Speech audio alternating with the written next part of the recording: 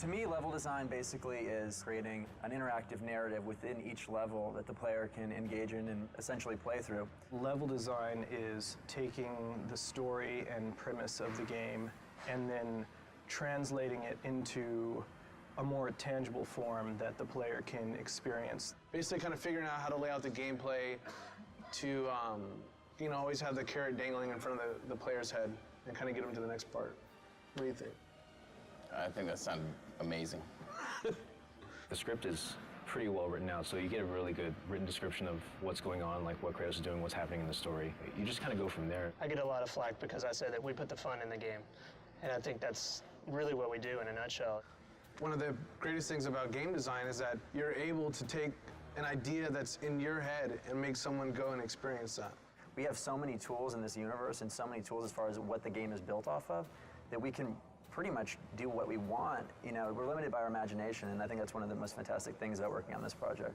As a designer here at Sony, you can't just be good at one thing. It's really in our hands to do it all and do it well. We often try to integrate the puzzles into the exploration of the level and with the combat.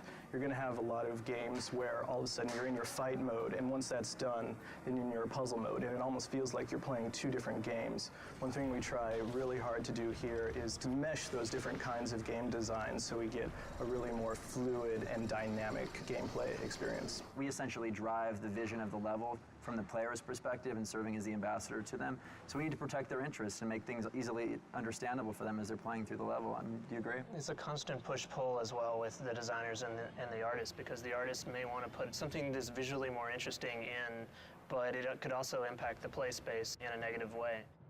I can't emphasize enough how important playtesting is to our process. If we didn't have it, the game would not be what it is. Because when the player takes the product home, we don't want them to be frustrated. You learn so much just watching people play it. That's one of the most valuable things you could ever do, is just sit down, give the person the controller, and just watch them play, see what they do. I think one of the strongest things that this team has actually is having, the game director come in and play it, have members from all the disciplines sitting down, and because everybody, chips in, hey, how are we going to animate this? Animators are sitting in. How are we going to build this? World builders are sitting in. Is this even possible? Coders are sitting in. That process makes everything just improve immensely. And I truly, truly mean that. I think a lot of people will say that, but here, it's extremely, extremely, extremely noticeable. And this is some ideas that I had for a grapple section where basically Kratos would grapple onto a broken column, and that would cause it to fall over, and he would be rolling down the hill with it and climbing up. Kratos hits a grapple point, swings around this column, lands on the backside, which has it's a tilt over. It starts rolling down a hill, and he has to scurry up it using his climb. He gets on top and then jumps off to land on a platform before the thing rolls off a cliff. So that's kind of just some of the stuff that we think. And when we talk about big moments, this is some of the stuff that we deal with. I have no set process. I'll go from paper to computer to design sheet and then back to paper. It's really kind of organic. I love this idea. There was another version where we had a Titan actually holding on to it and like eating as it's rolling down, like trying to bite you like it's a piece of corn. That unfortunately didn't make it into the game, but one of the things is just because I love an idea doesn't necessarily make it the best fit for the game, and being willing to understand that and walk away from certain things that don't necessarily fit, that's part of the job. This is my grandpa's old man puzzle. It's one of these kind of puzzles you got to figure out how to kind of put it together, but this kind of gave me some inspiration for the Labyrinth. So the Labyrinth is like this level where there's all these different cubes, and they're kind of like strung up throughout the cave entrance. And they're all like on these pulleys and ropes, and then as you go around the level, you kind of start slowly forming your own puzzle that you're gonna then go into.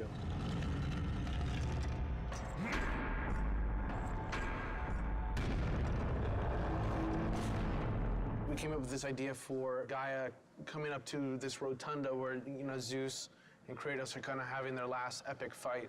And the player's thinking, it's, mano a mano, they're just gonna be battling, and then Gaia kind of comes into the picture and then ends up actually like physically ripping the whole building up and then like looking at it, and then you guys start fighting inside of it. She comes up and then like rips it off, and then she, comes up and crushes it and takes it apart.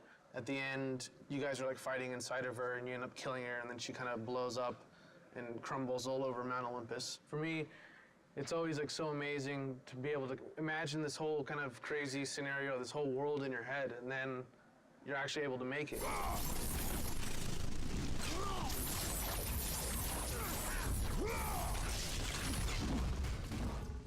working on the Aphrodite chamber, which is where one of the infamous lovemaking mini-games will be taking place within the larger game. This is the preliminary room that I brought up in Maya. Roughly what's going to be happening is Kratos is going to be going through a hallway here where he's going to come to this room. There's going to be a bed in the corner with curtains drawn. And as soon as he casts them open, he's going to see Aphrodite with two of her very lovely servant girls who quickly run away. She's going to go into the bed for a little hanky-panky.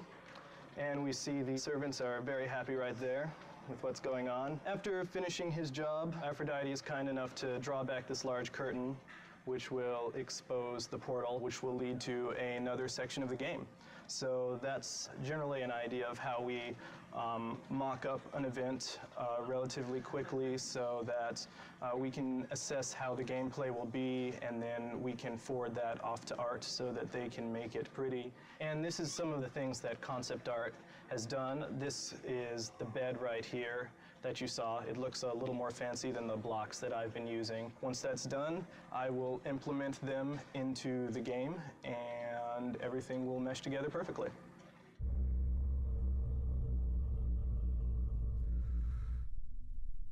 Be gone, Kratos.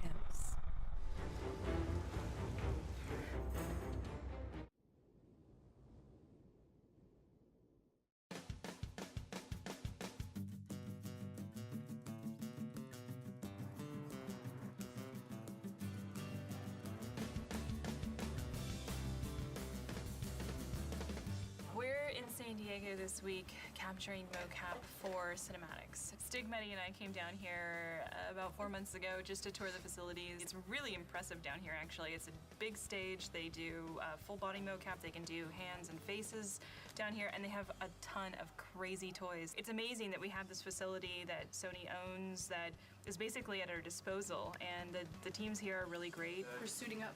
Getting her suited up for the day, yeah. Velcro custom suit we get made specifically for motion capture. We have some colored panels on there just to accentuate the actors when they're out there, just to make sure that we can see exactly what's going on instead of having an all-black suit with the all-black floor. And this is the Gumby suit. Ready to mocap. Mocap is basically markers in space that are seen by cameras. They're calibrated to be able to be triangulated into a certain point in space. It really serves as kind of a basis for us to layer animation on top of. Got a little coffee. My shades on. This is how we do LA mocap. Body twist, ankle and knee.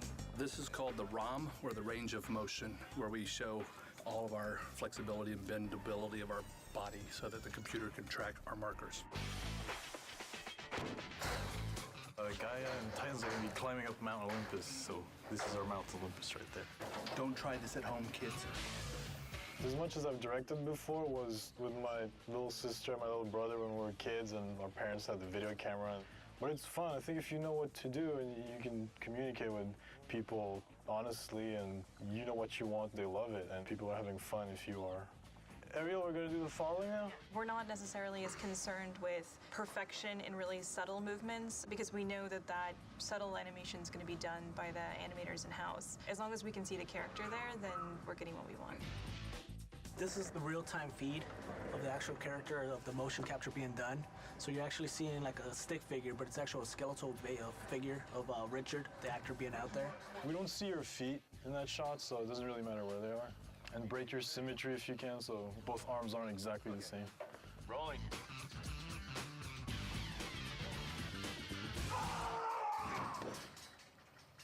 All right, thank you.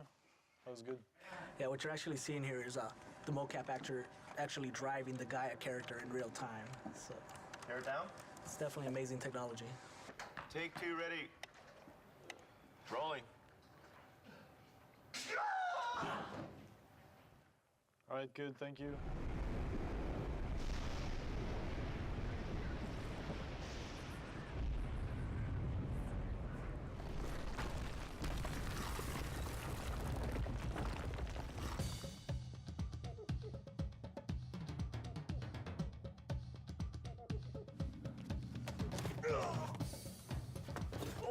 Eddie is doing well. He's been a great director. Definitely knows the shot he wants, and he gets it. We We sit at a desk all day, and I also like to move around. I think as a director, you should be able, to a certain degree, to do what your actors are doing. So you know what you're asking of them.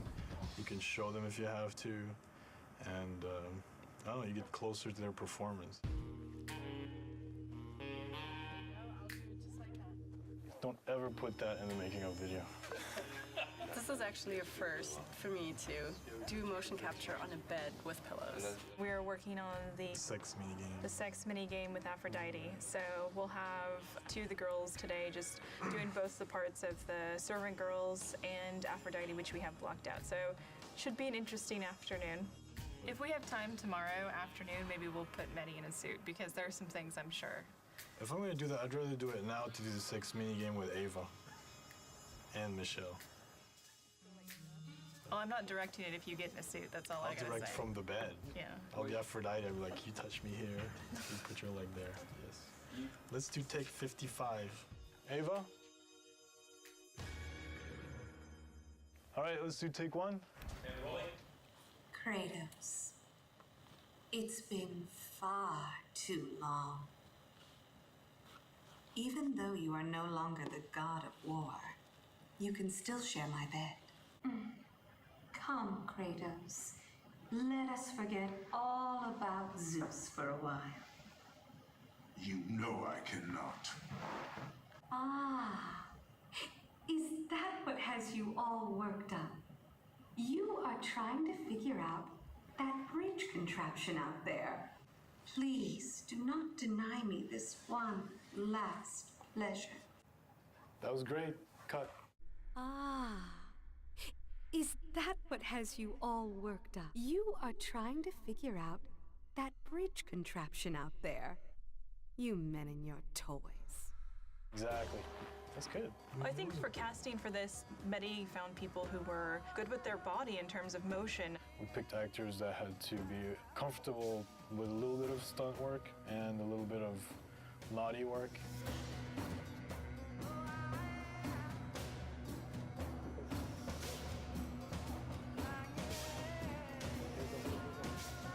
I think everything went really smoothly. And then we got really lucky because all the actors turned out to be great people and they got along really well, so there's a really good atmosphere. We went out to dinner last night and had a great time, like just talking and talking about mocap and cinematics and video games, and it's just really nice to be somewhere where people appreciate all the work that goes into it.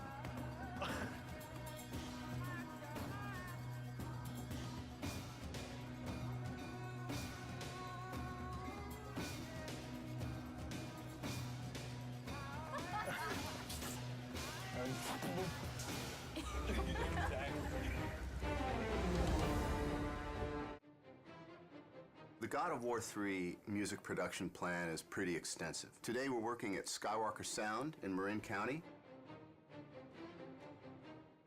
We're working with the San Francisco-based musicians from the San Francisco Symphony, the San Francisco Opera, who are phenomenal.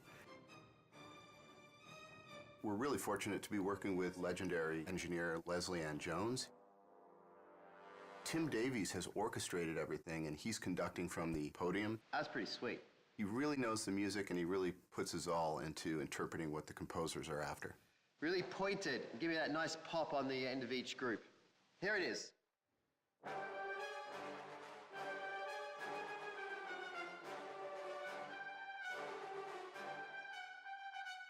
Beautiful. Thank you. The music originally comes in from the composer in what we call a mock-up, which is basically he's using his synthesizers and samplers, and we call them fake strings, fake brass, fake choir, to assemble the composition. And then once it's approved, it comes to me to translate that and put it on paper for the orchestra. It's damn expensive to have an orchestra sitting there, so my job is to make sure that everything's spotless on the page in their language. When dealing with an orchestra as a conductor, I think 75% of it is your rapport and how you can interact with the musicians, getting them to do what you want in a highly stressful situation, making it lighthearted enough that no one freaks out, but you got to keep it moving. Give me everything you've got on those crescendos at the end of each phrase. Here it is. They're a pack, and they need a leader, and they're all brilliant musicians, but there's something about when you put an orchestra together, they need that focal point, that one person that they follow. These are pretty nasty swells where you got the flutters and everything. Feel free, if it's going to be smoother, to hit the note and then start the flutter later. Okay, here we go.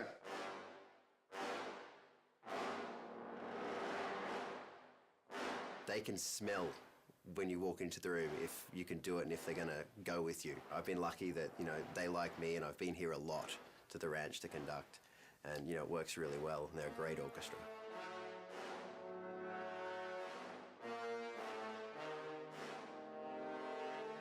Originally on God of War I, we had several composers, many of whom have remained with us through the God of War series. And the reason for this is not because one composer wouldn't necessarily be able to compose the whole score. It's because the variety that their different styles bring to the table is actually a tremendous advantage. Why are there 5 composers on this collection? Well, that's a question for somebody else who did the hiring, because I'm sure that any one of us would be quite happy to bump the other ones off and do it all by ourselves. And a different alternate to that answer is the reason being is because each one of us actually have a very strong voice in how we write and approach music.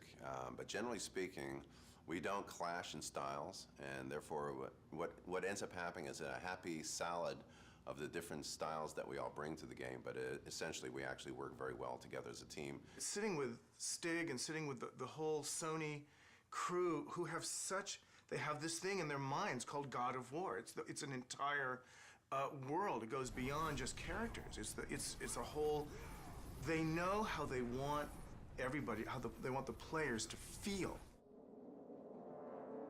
I think what ties my music and your music and everybody else's music in is the fact that the great people at Sony, from Stig and down, is they know when it's wrong and they know when it's right. And even though we haven't heard each other's music, it ties together amazingly just because it's run through this filter, and the filter is God of War. Right. One of the great things about scoring for video games as opposed to film is that there's a tremendous amount of freedom.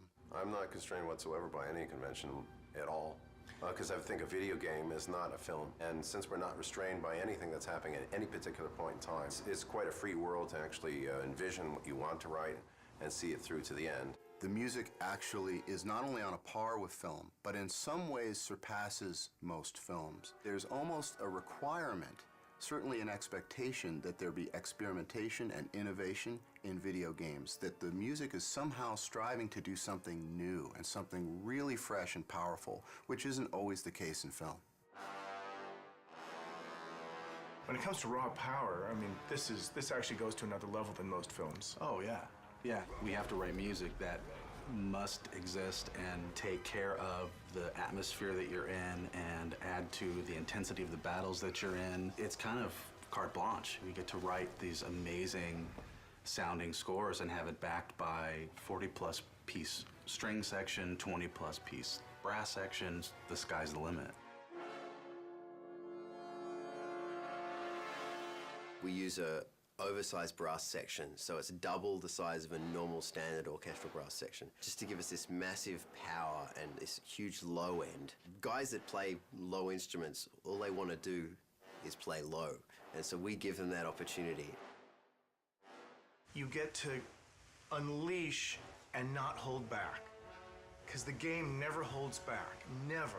I talked to the orchestra and I said, if you have any moment that you have all of a sudden a feeling of lyrical beauty coming your way, ignore that completely and just go for the brutal, brutish, aggressive mentality of this score, and you'll never go wrong. That's hugely fun. Yeah. And it's so much more fun to write bad music than to write, good music.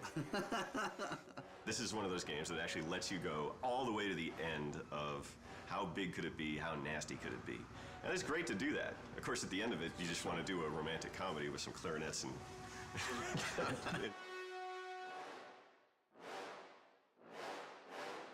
That was really good. At least as composers, we're being hired to do what we do, which is write melodic material, aggressive, edgy material that people remember. Think about when we went to go see your favorite movie as a kid, and you walk out humming the theme, and you want to buy the soundtrack because it's such a great part of the experience, and that's what we're trying to do. is to get people to buy the soundtrack to God of War 3. Yeah, I forgot. Good point. We did just go down to the studio, and we saw where the game's at, and the game, as you probably have just played through to unlock this video, is amazing.